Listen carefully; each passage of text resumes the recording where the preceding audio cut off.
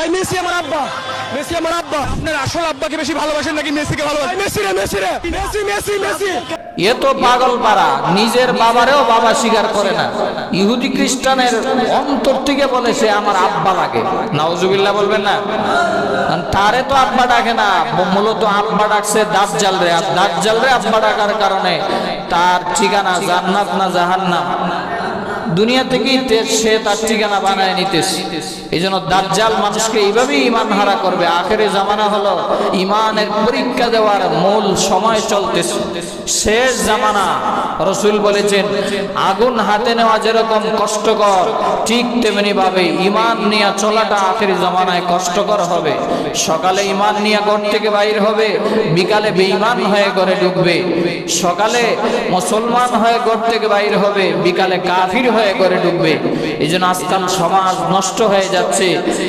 আমরা সতর্ক হওয়া লাগবে। আমাদের একটা পরিচয়, আমরা মুসলমান, আমার একটা ধর্ম আছে, আমার রসুল আছে, আমার ইসলাম হলো আমার ধর্ম, আল্লাহ হলেন আমার স্রষ্টা, আমার নবী হলেন মুহাম্মাদুর রাসূলুল্লাহ সাল্লাল্লাহু আলাইহি সাল্লাম। এটা আমাকে সবসময় ভাবতে হবে যুবক। তুমি যদি ওই ইহুদি খ্রিস্টানের মতোই চলো, তাহলে তো তোমার পরিচয়টা তোমার আর রইল না, তুমি মুসলমান আর দাবি করতে পারলা না।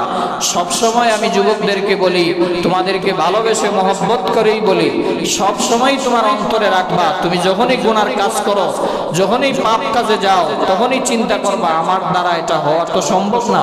কারণ আমি তো মুসলমান, আমার তো একজন আল্লাহ সৃষ্টিকর্তা আমাকে দেখতেছে, আমার বিচার হবে, হাসর হবে, নসর হবে, আমার মিজান হবে, ফুলসিরাত হবে, কবর হবে, আমার মৃত্যু হবে। মৃত্যু হওয়ার সাথে সাথে সবাই পর হয়ে যাবে। যখন আমাদের মনে এই টেনশনগুলা, আমাদের মনের ভিতরে ভাবনা যখন আসবে, তখন আমাদের মনের ভিতরে এমনিতেই গুনাহ থেকে বেঁচে থাকার চিন্তাধারা চলে আসবে।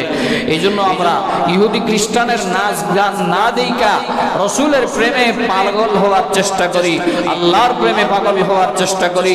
তাহলে আল্লাহ পাক রব্বুল আলামিন দুনিয়াতেও শান্তি রেখে দিয়েছেন, আখিরাতেও শান্তি রেখে দিয়েছেন, জান্নাতে অফুরন্ত নিয়ামতের ভান্ডার রেখে দিয়েছেন। শুধুমাত্র টুঙ্কো জীবনটা পার করে যান, মরবেন আর জান্নাতের বাগানে চলে যাবেন। আল্লাহ আমাদের সবাইকে আমল করার তৌফিক দান করুন।